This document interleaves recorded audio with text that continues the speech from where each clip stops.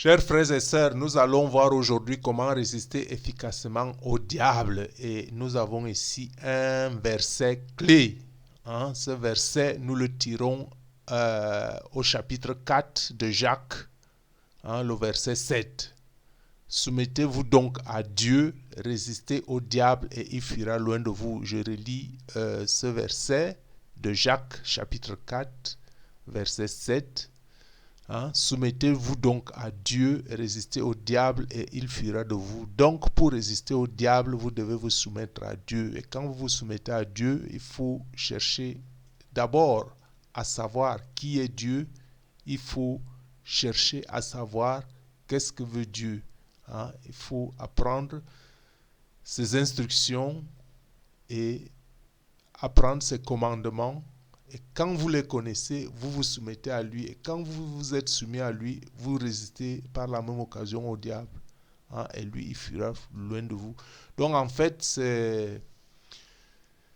je veux vous présenter ici un peu une prière du combat spirituel. Une prière du combat spirituel. Et ce combat spirituel, ce n'est pas tellement ce qu'on vous dit d'abord, faites ceci, allez faire tel sacrifice, allez faire cela. Non, pour résister au diable, il faut seulement se revêtir de l'armure de Dieu.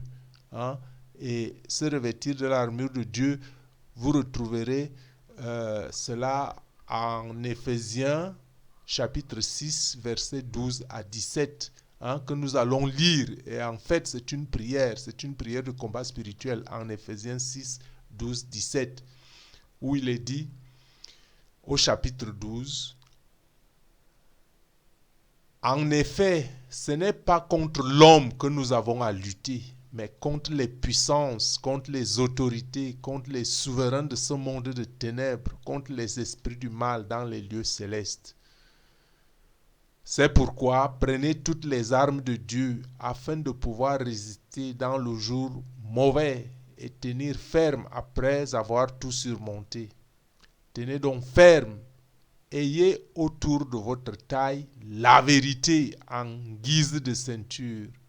Enfilez la cuirasse de la justice. Mettez comme chaussure à vos pieds le zèle pour annoncer l'évangile de paix. Prenez en toutes circonstances le bouclier de la foi avec lequel vous pouvez éteindre toutes les flèches enflammées du mal.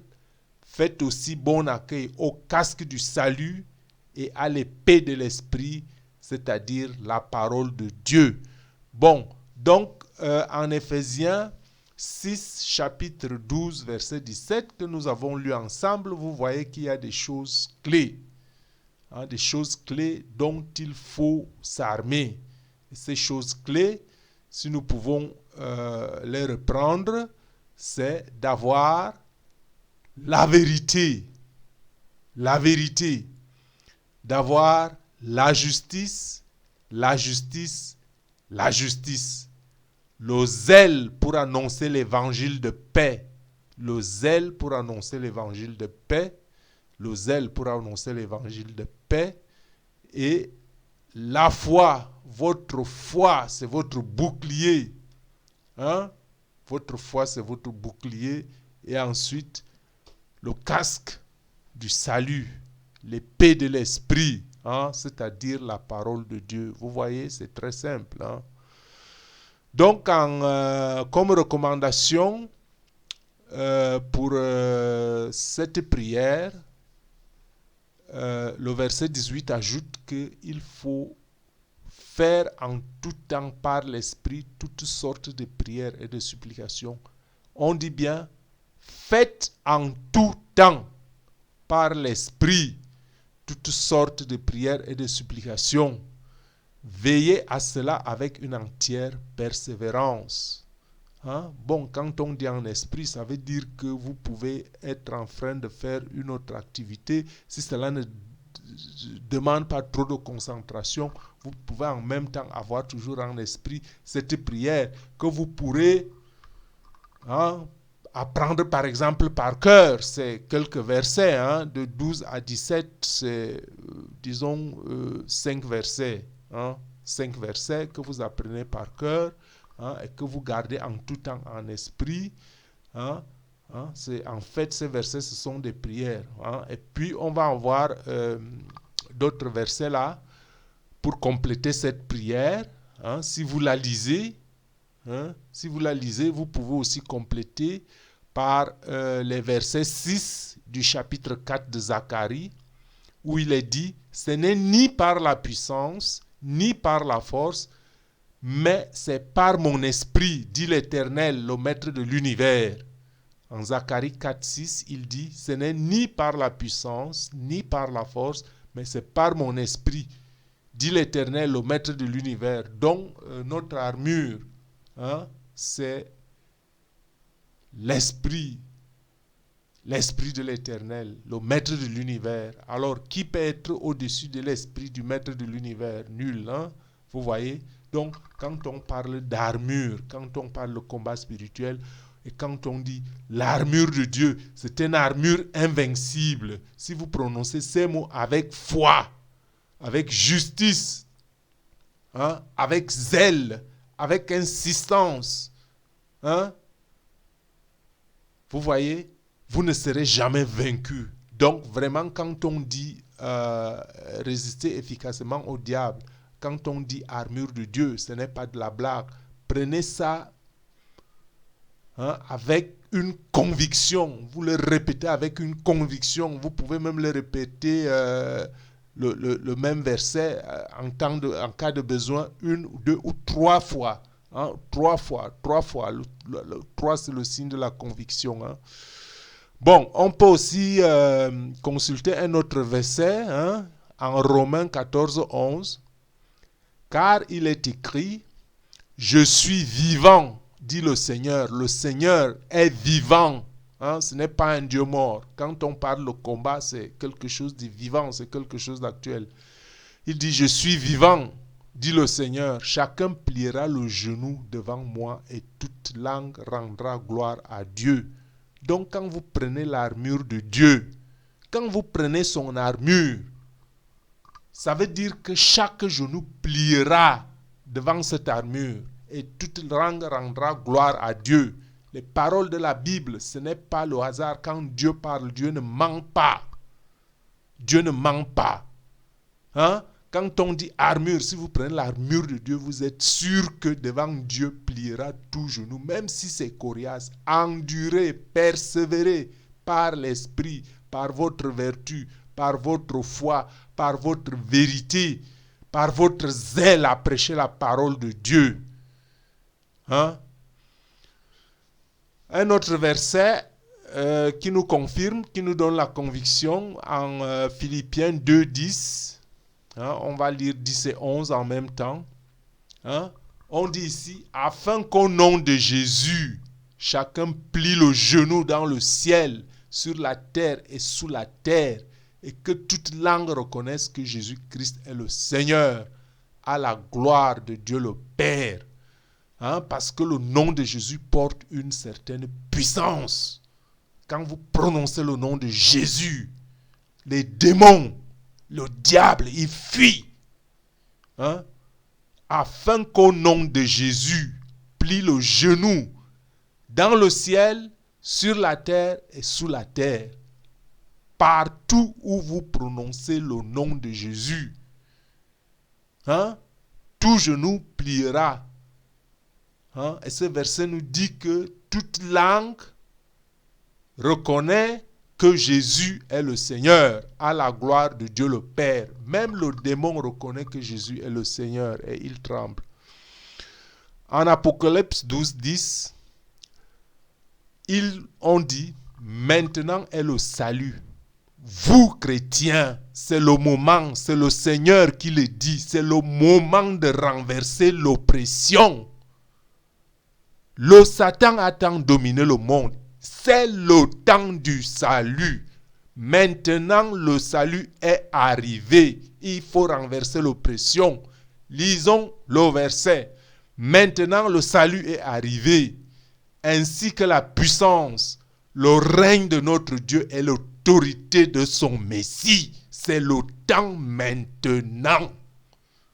Fini le diable, fini les peurs, fini les tralala, fini ceci, fini cela. Maintenant le salut est arrivé, ainsi que la puissance, le règne de notre Dieu et l'autorité de son Messie. Si vous êtes vrais chrétiens, prenez l'autorité du Messie et vous vaincrez et les démons vous fuiront. Mais ayez par-dessus tout et avant tout l'armure de Dieu. L'armure de Dieu. Hein? On peut lire un peu pour complaire au chapitre, le chapitre 10 pour le terminer. Parce que là, on dit que, en effet, il a été jeté dehors. L'accusateur de nos frères et sœurs, c'est le diable. C'est lui qui les accusait jour et nuit devant notre Dieu. Hein? Ils l'ont vaincu grâce au sang de l'agneau, grâce à la parole de leur témoignage. Donc, par le nom de Jésus, prenez autorité. Signez au compte de Jésus. Jésus vous donne ce pouvoir dès maintenant. Jésus met le pouvoir du démon à vos pieds. Vous les vrais croyants, n'ayez plus peur. Gagnez du terrain. Au nom de Jésus, chassez le diable. Il fuira de vous, mais revêtez-vous de l'armure de Dieu. C'est le plus essentiel. En 1 Jean chapitre 1, verset 9, on nous dit, et ça c'est important, parce que quand vous prenez l'armure de Dieu, c'est que nous reconnaissons nos péchés, parce que nous sommes des pécheurs, nous demeurons des pécheurs. Hein? Mais en tant que pécheurs, nous prenons l'armure de Dieu. Donc, 1 Jean 1, 9 nous dit, si nous reconnaissons nos péchés, le Dieu est fidèle, Jésus est fidèle et juste pour nous les pardonner et pour nous purifier de tout mal. Hein? Donc, voilà en somme cette prière très puissante, cette prière très efficace pour résister efficacement au diable avec ce verset articulaire de Jacques 4, verset 7. Soumettez-vous à Dieu, résistez au diable et il fuira loin de vous. Hein?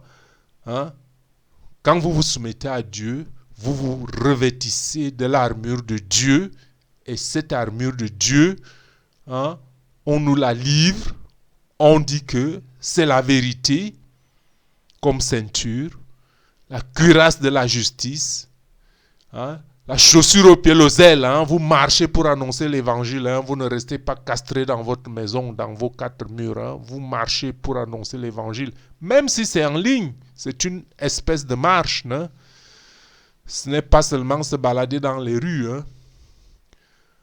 Et en toutes circonstances, votre bouclier, c'est la foi. La foi qui éteint donc les flèches enflammées du mal. Et faites bon accueil au casque du salut et de l'épée de l'esprit, c'est-à-dire la parole de Dieu. Et quand vous avez un peu plus de temps dans votre prière, vous pouvez lire le psaume 111, le psaume 142 et le psaume 147. On peut aussi les lire rapidement. Psaume 111. Louez l'Éternel. Je louerai l'Éternel de tout mon cœur dans la réunion des hommes droits et dans l'assemblée. Les œuvres de l'Éternel sont grandes, recherchées par tous ceux qui les aiment. Son activité n'est que splendeur et magnificence, et sa justice subsiste à perpétuité. Il a laissé le souvenir de ses merveilles. L'Éternel fait grâce, il est rempli de compassion. Il a donné de la nourriture à ceux qui le craignent. Il se souvient toujours de son alliance. Il a montré à son peuple la puissance de ses œuvres en lui donnant l'héritage d'autres nations. Les œuvres de ses mains, c'est la vérité et la justice. Tous ses décrets sont dignes de confiance, bien établis pour toute l'éternité, faits avec vérité et droiture. Il a envoyé la libération de son peuple. Il a prescrit son alliance pour toujours. Son nom est saint et redoutable. La crainte de l'Éternel est le commencement de la sagesse. La crainte de l'Éternel est le commencement de la sagesse. La crainte de l'Éternel est le commencement de la sagesse. Tous ceux qui respectent ses décrets ont une raison saine.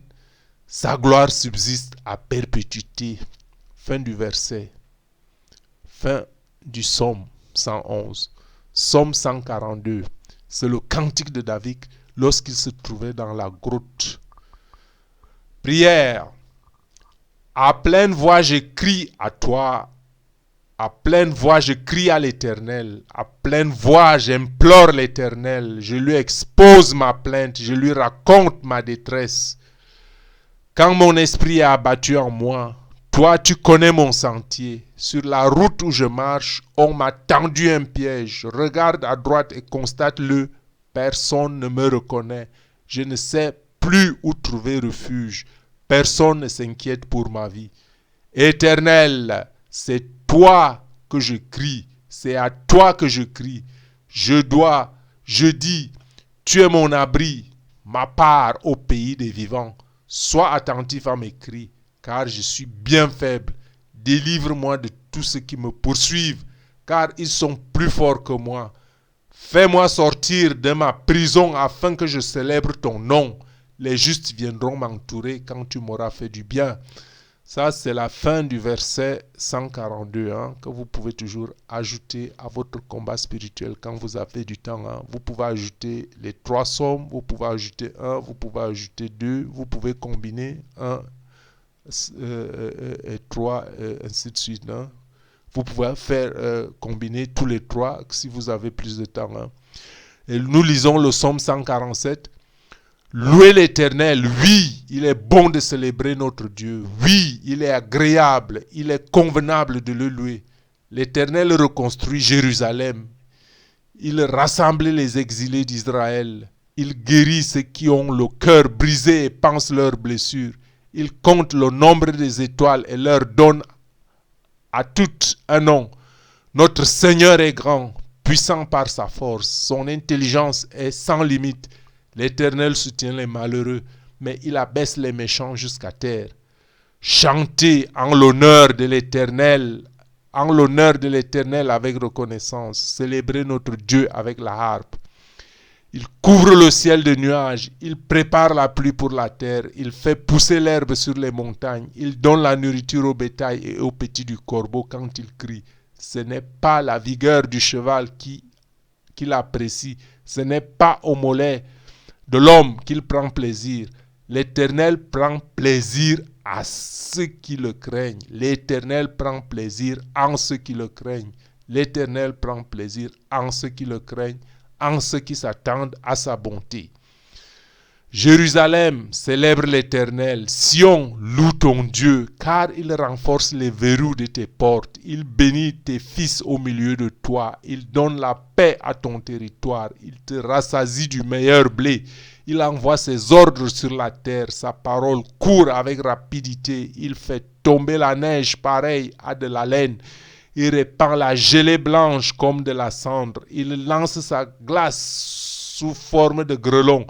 Qui peut résister devant ce froid qu'il provoque?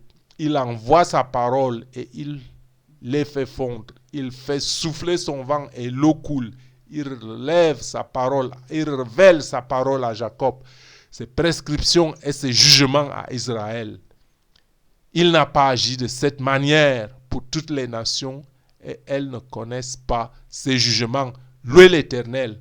Fin du psaume 147. Rappelez-vous que quand on dit Israël aujourd'hui, à notre époque, ce n'est pas Israël géographique, c'est Israël spirituel. Israël spirituel, c'est tous ceux qui ont accepté le Messie, c'est-à-dire les Israéliens qui ont accepté Jésus et les autres nations qui ont accepté Jésus pour Seigneur, parce que Dieu l'a établi au-dessus de toutes choses. Dieu vous bénisse.